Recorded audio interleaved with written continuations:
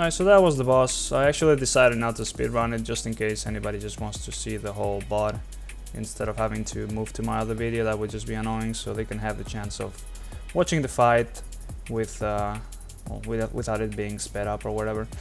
Here we are going to be going big, and we want to pull both packs at the same time into the air. And this is what I meant. If you ninja pulled the Hakkar pack with the devoted, you wouldn't be able to use the urn without pulling the pack behind this pack as well, so you would have to pull triple if that was the case you ninja pulled, as I mentioned before. But in this case, we are very easily going to deal with this because it is Tyrannical at the end of the day, and we have a lot of damage, so we are able to clean these guys up. Now we of course want to keep our consecration on cooldown as much as possible. Here we can always dispel the Shadow War Pains. Not sure if that's what they're called, but that's what they look like, so might as well call them that. And yeah, I have this weak aura. If you didn't see my most recent video where I talked about how to maximize damage as a Holy Paladin, Necrolord in particular. Well, I have a weak aura that's always gonna be shining whenever I don't have a consecration down and it's off cooldown, like right now. So if that's the case, I know that my priority is to get in range and drop a consecration in the middle of everything. It is very easy to forget to keep it up all the time. It is not a very satisfactory spell to press because it just doesn't feel like you're hitting anything. However, it's going to be doing a lot of damage, and it's therefore of the utmost importance to remember to always keep it up as much as possible. Now, this devoted is very important to be proactive, and if you can, call that you are gonna be taking care of CCing them, because it would be so annoying to have them actually get a cast off just because you're expecting somebody else to do something when you could have yourself used a blinding light. But it's also important not to just waste stuff, so if you can communicate in any way possible there, it goes a long way. And we're just making sure these guys are as good as dead.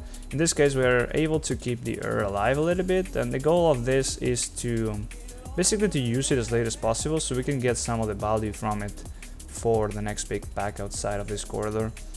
We don't really kill it right before the next pack. It's just gonna be dying slowly as we move through the corridor, but it's a way of doing that because the pack that we just proc the Ur from is just a bunch of devoted and I think it's one Hexer. So it is a pretty small pack. You can focus Hexer down and just ignore the Ur for a while. So here we have the buff and we're going into the big pack. I hate this pack so much. That speaker is really hard to see where he's aiming at in particular. And yeah, I'm always panicking here, seeing, oh shit, is he gonna be casting at me? Really gotta make sure I see the direction is the right one. Other than that, it's just more of the same. Keep consecration down, throw Light's Hammer whenever it's up, and hopefully your tank doesn't die. What else can you do about this? I mean, you can hot something. You can try and maybe, if you're a Blood Elf, take I think it's a haste buff that somebody gets from the Death Speaker, so you can try and dispel that if there's no mage to spell steal it. But other than that, you're just doing damage in that pack. And well, we get to the good old Enraged Spirits. I love these guys actually. This is one of the best mobs they introduce in this key. As a Necrolord, we are very well suited to deal with these guys. I want to make sure we only use one charge of Vanquisher's Hammer per rage. So in order to do that, we just gotta make sure we use it before he starts casting and get as much holy power as possible. Blinding Light there can clear all the masks, and it's just gonna be a matter of being ready with the charges of Vanquisher's Hammer, a lot of holy power, ideally Wings up, and maybe Light Hammer as well on the ground, and then as soon as the damage starts kicking in, well, just press Word of Glory and everybody should be top, because they should all be standing in melee ideally. And if that's the case, it's really hard for somebody to actually die there if you time your Vanquisher's Hammer properly and use the charges with enough space in between them so you do not really overheal too much. But this is obviously, this is Tyrannical, so the damage is way lower, and it's also a fairly low key for what people are doing nowadays, so I mean, I think it's an alright key to showcase what you can do with Necrolord really. This pack is really more the same. They don't do anything to you unless you are standing in the swordless in the ground, and it's just a matter of your tank guiding properly and you're trying to chase and do as much damage as possible. I think this pack is actually a very good showcase of the importance of keeping Consecration up. It's one of the packs where tanks are usually running around like monkeys, so it's gotta be really hard to keep the mobs on top of your Consecration, especially if you are not usually focusing that much on keeping it down. Like right there, it's shining. First thing I want to do is press it. You might see that I'm capping Crusader Strike a lot at 2 stacks, and the reason for that is because there's plenty other spells, like for example Hammer of Wrath, that I'm always using rather than Crusader Strike in this case, because we are not really generating holy power with that much priority when it's just damage that we're looking for. If there's healing involved, that's a different story, but in either case Hammer of Wrath is going to be prioritized. Like, it's going to be more prior than Crusader Strike, because it's also going to generate the same holy power, it's going to do more damage, and it's going to help us keep up Vanguard's momentum, the legendary. So another Spirit, same thing. We have 2 charges of Vanquisher's Hammer. We use one before the Enrage starts, and once we see it go off, we start. We wait a little bit until the damage kicks in, and then we go for those heals. Now here we threw Light's Hammer, and you really gotta think about Light's Hammer as a healing city in these sort of scenarios. It's not just for the damage. Whenever you can stack everybody inside of it, it's going to be doing a very meaningful amount of healing. And yeah, more of the same. We're all stacked up, have some Vanquisher's Hammer ready. I don't think I hit everybody there with the Lights of Dawn, but a big part of the power of Vanquisher's Hammer is going to be the 2 set, basically lining it up with our 2 set so we can proc it immediately. That is when you almost get the massively enhanced effect where everybody's instantly topped. One Light Dawn, simply it's not going to be doing that much, but obviously it's very important to hit everybody in those sorts of scenarios. Now this pack, I hate this pack so much, but at least it is not fortified, and therefore, well, it's not gonna take ages. Once more, I'm always praying for the tank to not flop on this one. The damage is insane, the clients are going to be doing insane amounts of damage to anybody that gets hit, and well, you have to move out every now and then, which is really annoying as a Holy Paladin. But once more, nothing of importance. So long as you do not stand in the middle of the pack, you should not be getting hit by the clients, and you just gotta step out at the right spot so you do not stun anybody when you get targeted by the dog, the wolf. And that's really about it. This pack just kind of flops slowly, but that's the point. It flops very slowly, so the tank might actually die in the process. If we have a very good tank, that would not happen, but I mean, you never know. When pogging, that's not usually the case. In this case, we have a full stack, so we are pretty much chilling. We get a woe and we skip all of this. Now I know sometimes people are skipping the entirety of this trash. You don't really want to be killing anything here if you can, and instead getting as much percent from Ardent Wield. But in this case, we are clearing a bunch of those mobs because it's well, it's Tyrannical, it's not fortified, but whatever. Even then, might have been better to kill more trash in fortified on Ardent Wield. Anyways, we just rush through everything here. We do not want to kill the slimes, they're a waste of time. And we just go on to the boss, which once again, I have a video already on this boss where I commented. I talked about everything that's going on in this fight, as well as basically a bit of a guide on how to play this boss and what happens and what's important to think about as a Holy Paladin. So for now, we're just gonna let the the fight run through, and I'm gonna stop commenting for now.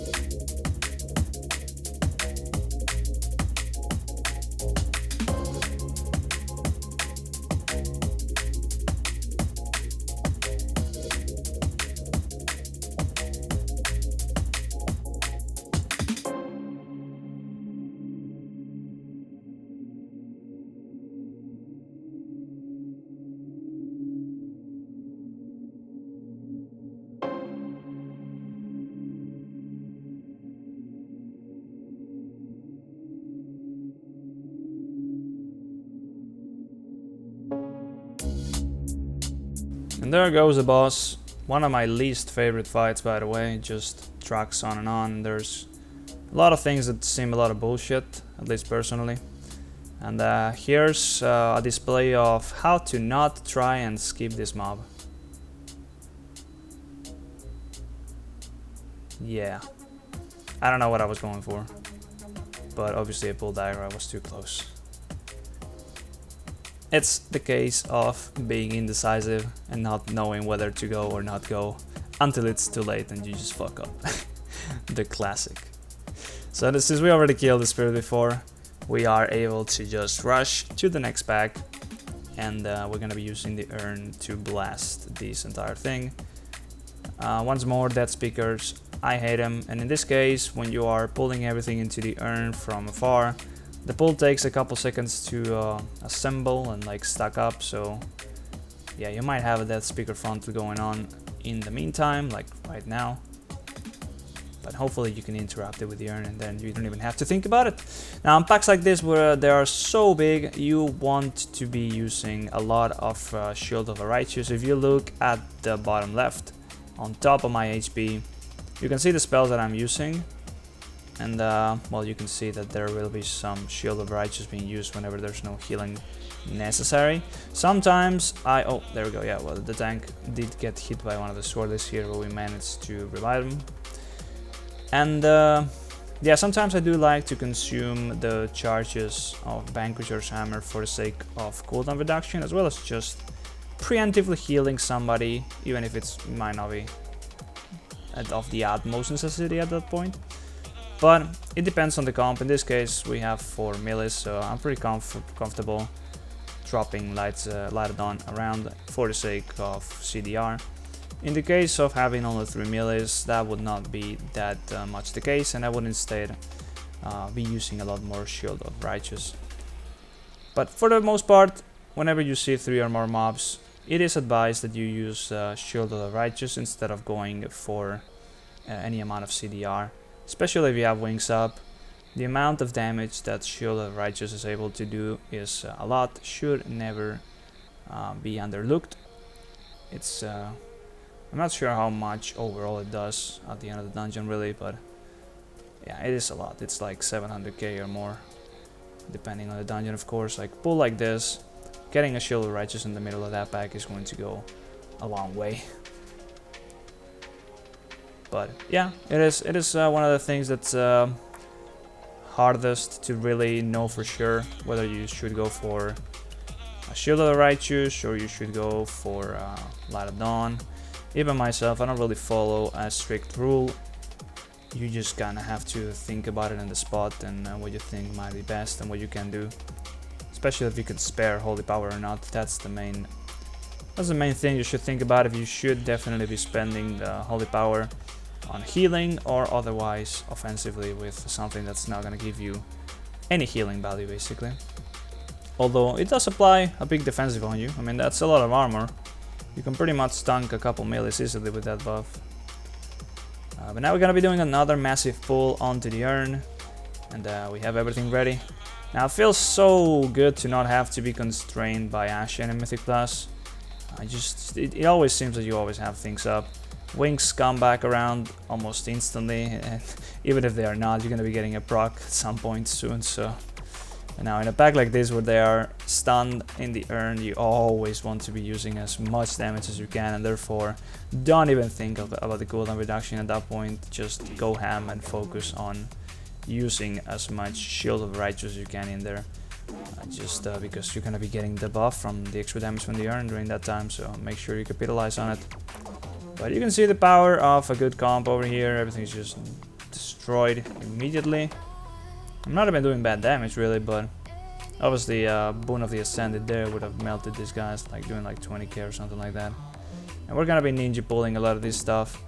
We have a lot of damage on this dungeon. You gotta realize, like, we are destroying everything. We don't even have double Warlock, but yeah, we have enough damage so that these things don't really matter too much to us. We can just pull everything, and we just pray the tank doesn't die, and that's about it. Everything will die in a couple seconds. It's kind of ridiculous if you do not play a Warlock and like you don't play a comp like this in this sort of dungeon. Even if it's Tyrannical, it just feels like it's a completely different story. Recently they reverted the nerf for the Warlocks until Season 4, so the balancing has been once again a big subject of debate.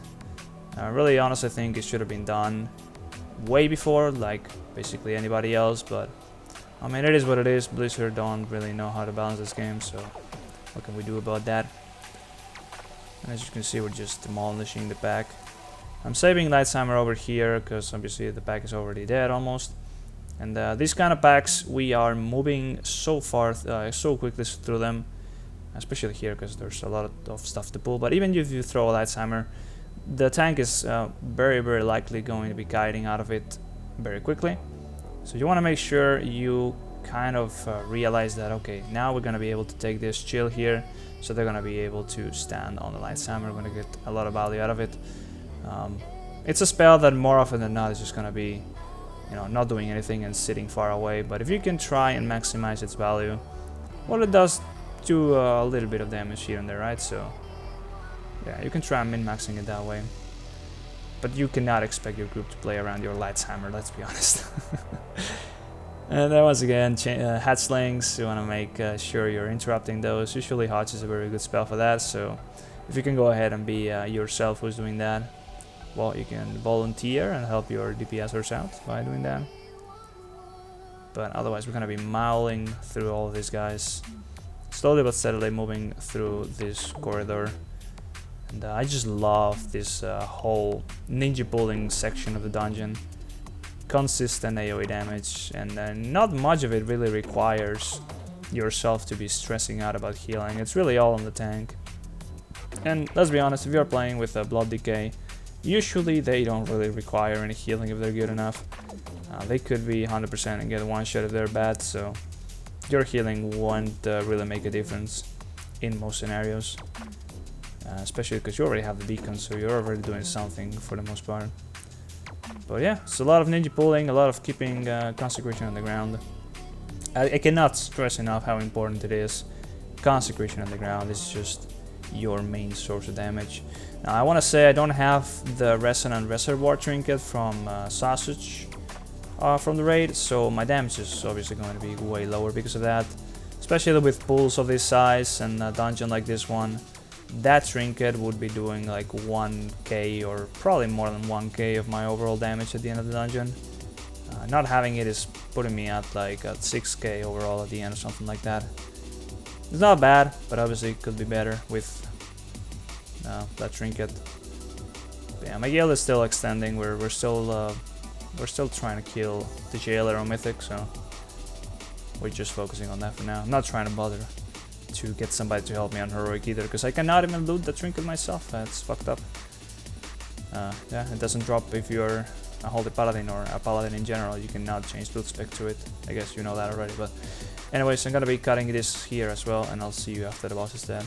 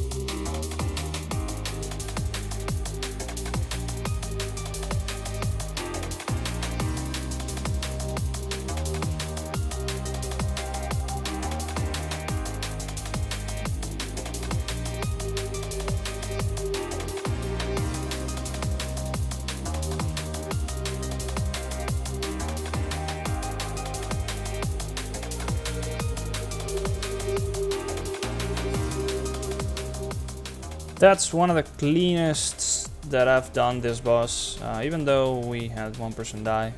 And that was basically my fault because I spaced out, but it really went smoothly here. And now I realize we have already done all the trash and there's only the last boss to go. I'm planning on doing a video on that guy, or why not? Even though my POV was obviously, you'll see, I just die randomly because I didn't go to the right spot and then panicked. But either way, the dungeon is pretty much over. We have almost 10 minutes here to go for just for the last boss, so you are always going to be two-facing the boss. Oh yeah, look at this gateway. That's what happens when you're reading the chat. You go backwards. But yeah, you always two-face the last boss here, even if it's fortified, I do believe. So it takes ages. You want to have as much time as possible, and well, if you're playing a lot of warlocks, especially double warlock, you're always going to be destroying Iron Wheel in no time. That's why you want to basically be getting as much percentage as you can from Iron Wheel, so you can skip the entirety of the trash from the Mana Storm side, and you can then just yeah, just rush it to the boss as quickly as possible. To this last boss, I mean. But I do think that I'm going to be doing a video on this guy, so I'll just stop commenting now. And otherwise, I hope you enjoyed the video, hope you enjoyed the rest of the fight here. Let me know what you thought about this style of commentary once again. I don't know if I added much value, but I did have fun commenting over it for a little bit, so if you enjoyed it, definitely let me know. I'll do more of this, probably do one for Blakefall as well. I have a POV ready for that one as well. So yeah, I'll see you on the next video. Bye bye!